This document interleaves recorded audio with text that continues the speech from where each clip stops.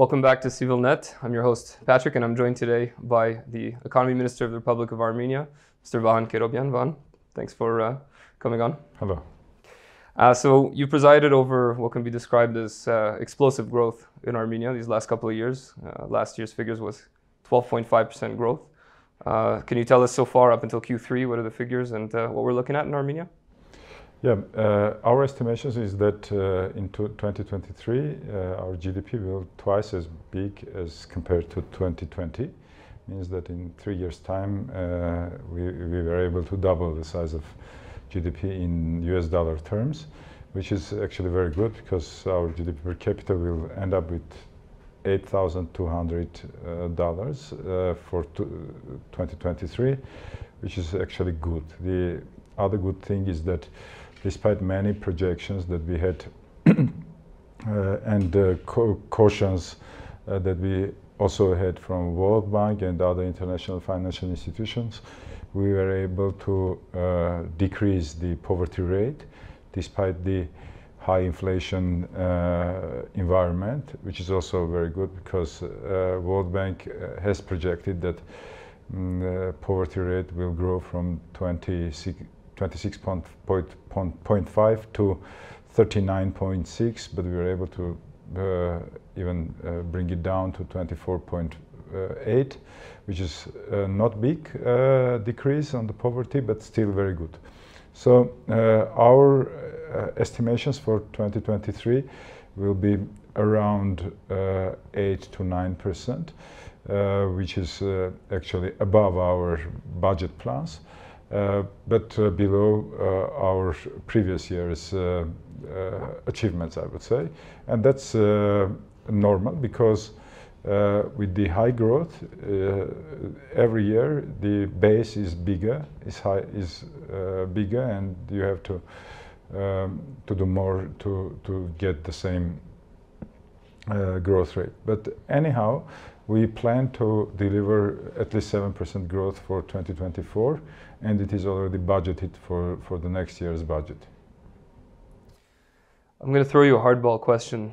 What would you say to the criticism that a lot of this growth, or the majority of it, can be attributed to the Russo invasion of Ukraine and the subsequent arrival of the refugees or the Russian refusniks who are bringing their IT companies with them and so on?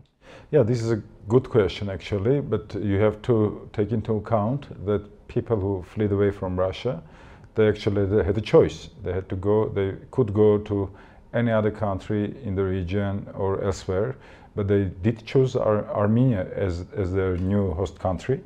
And that's because the reforms that we did in the last several years. So the business environment, elimination of corruption, and many other political and economic reforms that were done in the last several years has actually influenced and made these people make decisions to come to Armenia and not anywhere else. Therefore, I mean, in this aspect, yeah, of course, there is a reflection of Russian-Ukrainian conflict on the economic growth in Armenia, but we also have to take into account that Armenia was the country that benefited from that, and not the other countries. So, and here we have to say that this is due to the political and economic reforms that were done in the last several years, starting from 2018. And we can see in all major indices regarding economic freedom and economic environment, Armenia has dramatically improved its rankings. When we're looking at Armenia on the map, it's a small country, it's not highly populated, trade routes are not entirely open. What is the government's plan to mitigate Armenia's relative isolation, economically speaking? How do we get the right people to come? How do we get the right companies to invest here? How do we improve connectivity? What are some of the plans that you guys have in place to solve some of these existential issues? On the macro level, I would refer to Prime Minister's recent speech in Tbilisi, where he presented Crossroad of Peace project. and Armenia wants to be land-linked, not landlocked country. And we are working with all our neighbors to open up communications and improve connectivity of Armenia and the region, which also will enable us to grow even faster in the economic terms. So, but in the micro level, we are doing a lot of stuff. So our connectivity has dramatically improved on the air side. And you know, we have dozens of flights a week to UAE, to other Gulf countries, to Italy, to other European countries. So, and we are gradually adding more and more direct flight destinations in our region. So, and our plans are further. So I think that next year we will have a direct flight with China, and we are working on the other important directions as well. So can you tell us a few of those? Sorry to cut you off.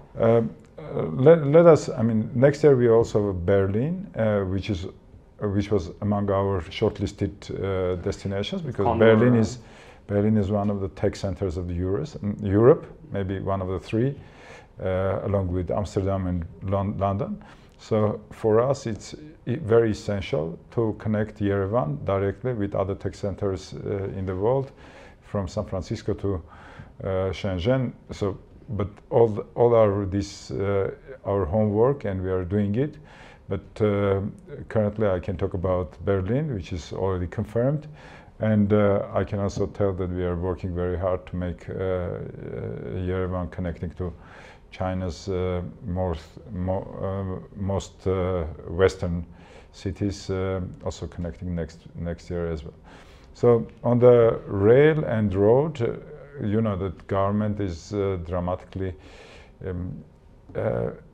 increased its capital investments on the road infrastructure, and we are also getting more and more prepared to start our Gyumri-Chirag dry port project, which will also allow businesses to be rail linked to the nearby ports. We are talking about Batumi and Poti right now, but it may also include other ports of the region. So, I mean, on the rail side, we also work on this project, which is a major one, and we think that in several years we will attract 500 to $1 billion investments in the industrial park connected to the next to the dry port. So again, if we conclude, we are doing a lot of things to improve Armenia's connectivity, logistic connectivity, passenger connectivity, and to convert Armenia from landlocked to land-linked country. Armenia bought a stake recently in a port in Iran, and there's discussions. No, we don't. With China. We are developing a project, and we're considering also extending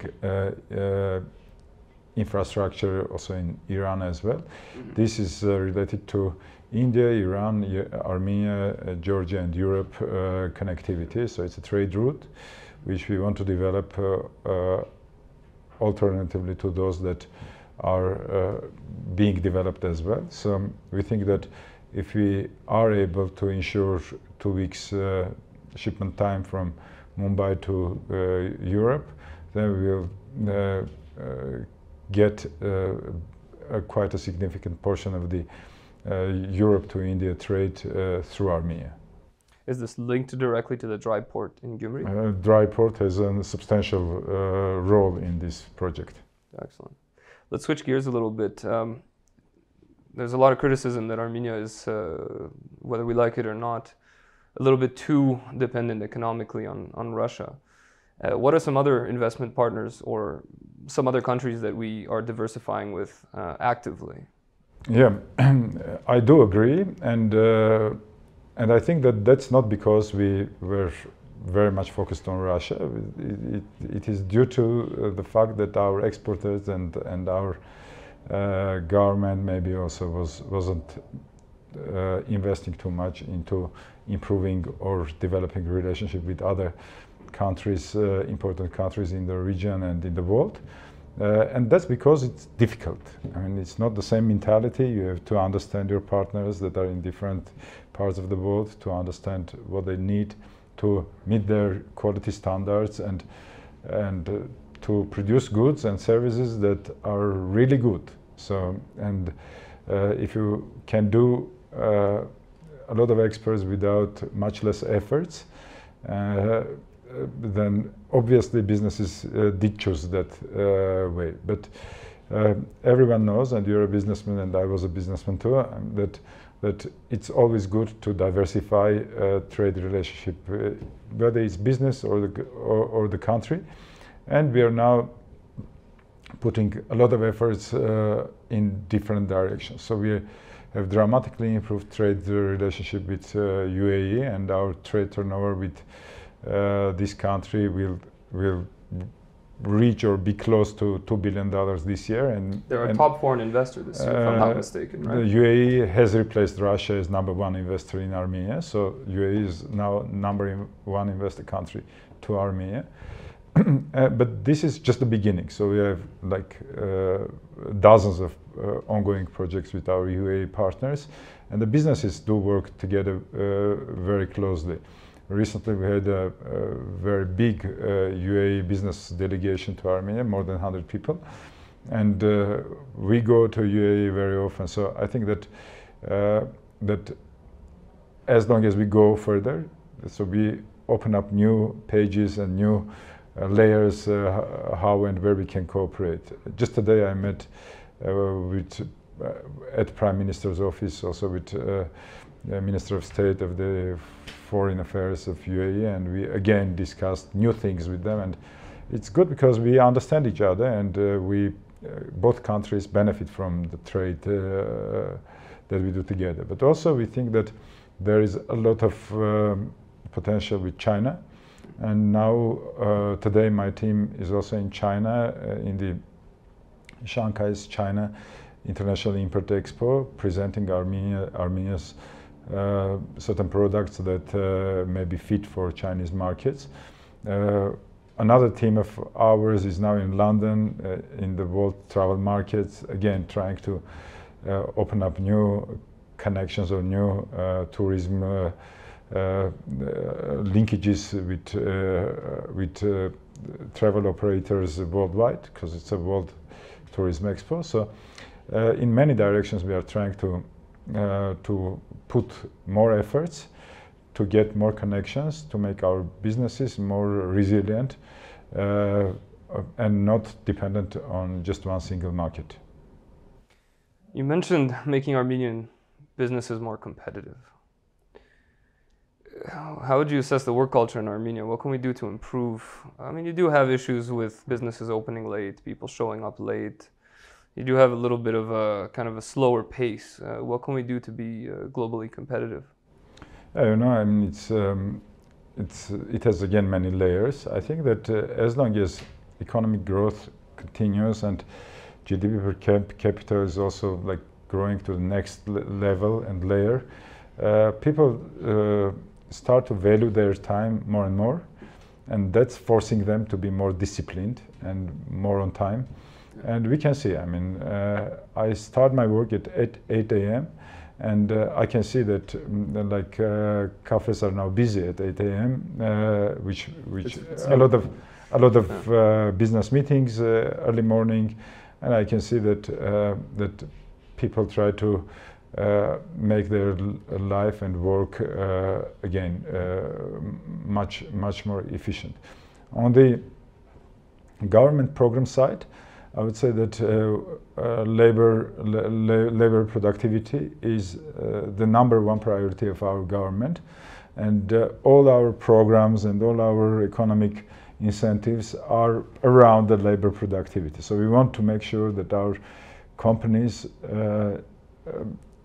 are more labor efficient, I would say, hiring better people, paying better salaries, and of course not only locked to Armenian labor market, but the world labor market. So we have a program that is called Program of High-Skilled Professionals, where we subsidize salaries for high-skilled professionals hired from abroad, and we now have 400 such specialists for this year. And we can say that in all other aspects, so we try to also ease immigration, work permit rules to make our labor market more internationally competitive. And also we can see that there are a lot of immigrant workers in several sectors of economy, in the construction, in services and other sectors as well. So we actually are very happy with that. And I would say that from 2022, we probably have, approximately 150,000 new people working in Armenia, which is good. And I think that that we have to continue. And when you say that Armenia is not very densely populated, so this is another thing that we have to work on to improve. I was joking to my brother the other day that I saw Russians in restaurants, and I saw the first Armenian family with a Filipino nanny, and I saw Indian construction workers. I turned to him, I said, "Oh my God, we're Dubai." But not right now, but at some point. Yeah. It's a changing. You can definitely feel the change in the air in Yerevan. Oh, well, you know, when your GDP per capita is growing, so and now it's twice as much as like in India. And even more, so it makes Armenia an attractive country for the immigration from certain countries. Therefore, we have employees from or immigrant workers from Central Asia, Iran, India, and other countries. In marketing, we have a saying: "Small hinges that swing big doors." A couple tiny things that we can do that are going to lead to exponential growth. So, what are some of the countries that you're studying that have implemented some reforms that you think would be excellent for Armenia and that you are actively working towards implementing? Some countries you admire in terms of economic growth? I think that our work, of course, has to be more fundamental than just marketing. So therefore, we are planning long-term strategies, etc. And of course, we are looking at the best countries that we can definitely learn from. UAE is certainly such a country because they were able to turn their small economy into one of the leading economies in the world. And we also have other countries that we examine, try to learn. Switzerland, Netherlands, Israel, so there are a lot of such countries that are to be learned. But also we can learn from big countries like China and United States, United Kingdom. The oldest democracy is United Kingdom, of course, and we can learn a lot from them because they were able to convert their democracy into the economic power. One thing I wanted to ask you is that, is there like some cross-work between ministries to cooperate on economically beneficial projects? I'll give you a really good example. You mentioned the Netherlands. You must have been there, right? Of course. You can trip on the street and the people who will stop will start speaking to you in English, probably better than Americans speak English, right? Beggars speak fluent English, of course. Right. So, like, I think if one of the main engines of growth for us is technology, IT, high tech, English is a prerequisite. Is there some work with the economy ministry, for example, to really push English as young as physically possible, so that we have a well-educated English language, of course Armenian as well, but as a second language, almost as good as the Dutch, speak English, so that we can move forward and get richer? Of course we work, and of course we discuss such things with our colleagues in the government, like even discussing what is the possibility to adopt English as an official, not state language, but official. So there is a difference. You could do invoicing and business in English. And have legal documents you can, or even get some information in English from the state bodies as well. So Estonia and Lithuania both. Yeah, I mean, we discussed that starting from last year, because as long as we go, we can see that Yerevan is gradually becoming a tech center, first in the region, but then we also hope to fight for the world tech center status as well. We're 60th as of last year, 60th on the planet, number one in the region. But again, a lot of things to do. But if we are focused to do that, we can get that. Because I mean, the most important thing, the most important fight that the cities or competition that the cities in the world have, is for the talented people that can come, create, innovate, and bring with them everything: jobs, capital, and many things else. Yeah, we need English for that. Yeah, we really do. Of course, but we can see. I mean, if we compare again with our competitor countries, I mean, I do not compare with Dubai, of course, because in Dubai everyone knows English. Yeah. But again, if we compare with other countries in the region, we can say that English is a widely popular language in Armenia compared to other countries. I want to talk a little bit about your project with the Poti port, having the ferry from there to kind of diversify away from Lars, because every year we have issues, every winter. Winter's coming already, so we know there's going to be long delays. Can you tell us a little bit about that? Is it moving forward? How close are we to reaching an agreement? I believe it's with a Dutch company who's going to be ferrying goods to and from Poti port. Actually, it's working. It's not a ferry. It's a container shipment. Again, rail, sea, and again rail. So and it's picking up actually, and we want to also extend the directions also to other countries like Constanza or Varna on the European side, because connectivity to Europe is not less important than connectivity to Russia through sea. And I think that after pilot program we will do that as well. Again, it's subject to government decisions, but we are very focused on that. So,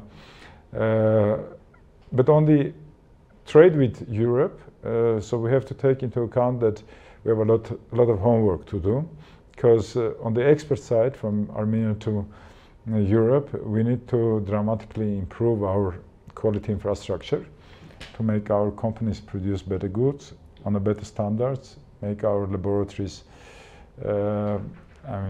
more trusted, and our national accreditation body working with the same standards as European accreditation bodies. So for that we had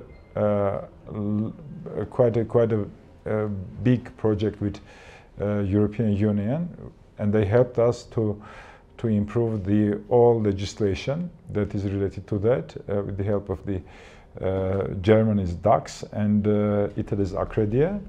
These are their national accreditation bodies, and we hope that after 1 year our national accreditation body will become or be very close to be included in the European accreditation bodies family, and that will allow our companies to export easier based on the certificates or inspection documents issued by Armenian certification companies.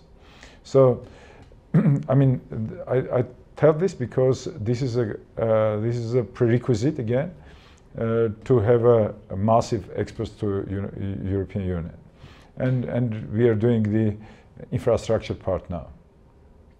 Having this greater connectivity to and from the European Union, or elsewhere even, does that mean that the quality of goods, the price of goods in Armenia, imported to Armenia, will start to go down, because they're already considerably expensive at the time of recording this? I think that again, I mean, it's getting down, not in a pace that we would like to do, but again, if you look at the inflation, even last year our inflation was the lowest in the region, and this year as well. So we are on the deflation zone right now, or a very small inflation. So, and I think that this speaks also about the fact that if you compare it with other countries in the region, means that prices are getting down, because in other countries inflation is growing faster than in Armenia. It means that our prices are getting closer. But that doesn't mean that we are efficient in that terms as well. Again, there is a work, and again, getting to bigger volumes and bigger production size and manufacturing size will help us to have more competitive prices and high quality goods. Yeah, the reason I bring that up is because other than a consumer in this country, just even for small businesses, I know some people who are, for example, 3D printing prosthetics for our wounded veterans from the Artsakh wars, and they're having trouble getting, getting the equipment that they need to then re-export it back to America or Europe.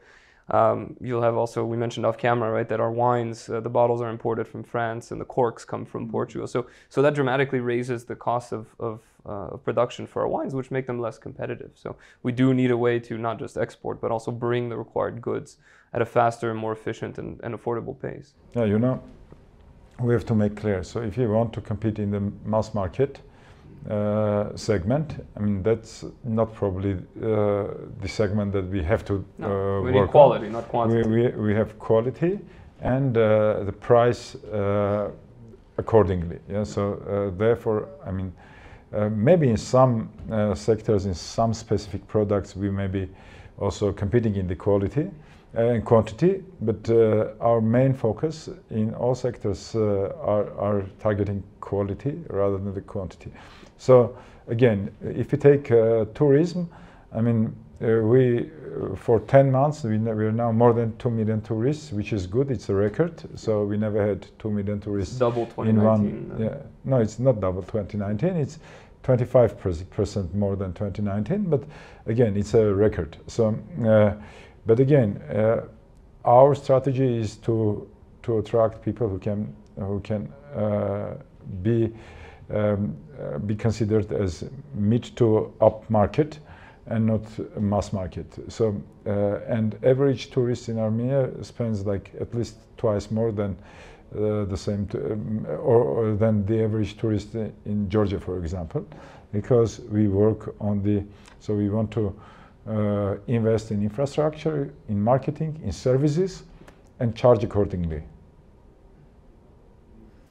One last question, Mr. Kerobyan. Armenia currently has, if I'm not mistaken, 42 tax treaties with different countries, except the United States, which is a place where we have, our second largest diaspora in the world, a lot of whom are already involved actively in high tech and IT. So wouldn't it just be better to reform and work on that as a priority so that they don't get double taxed and can incentivize them to come here, do business here, settle here even? It's on our agenda right now, so we discuss it and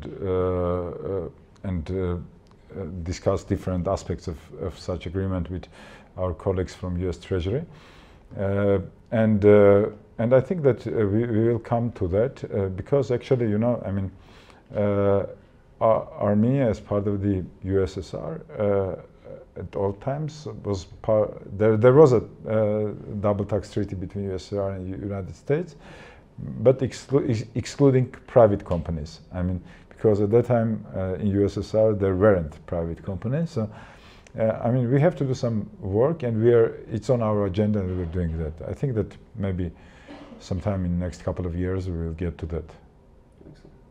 Are you able to discuss the citizenship by investment program? That's not on our agenda right now. So we have had several discussions with different organizations, both political or just the companies that actually do it in the world. So and I think that we do not have enough appetite to go for it right now, but maybe sometime later. Thank you very much, Mr. Kerobyan. Thank you. Thanks again for watching Civilnet.